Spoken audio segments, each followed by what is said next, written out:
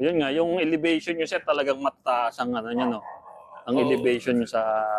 Yun ang requirement sa mga seminar eh. Oo. Dahil may rason naman talaga na dapat. Dahil una-una yung before ng ehe, hindi nila basta maamoy. Sabihin ay protected ng mga nakatirang kambing diyan. So, pangalawa, madaling maglinis. Opo, opo. Ayos, Kung ayos. mapapansin mo yan, ang mga ginagawa namin bahay, hindi namin sinisiminto. Mm.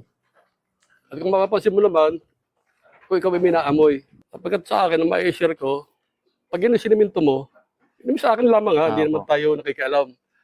Sariling obserbasyon namin, pag yung siniminto mo, pag naihian, ay absorb ng konkreto, mabaho. Titigil na rin sa, ano, sa concrete. Kaya, nag-decide kami na lahat namin ay hindi simentado lupa lang.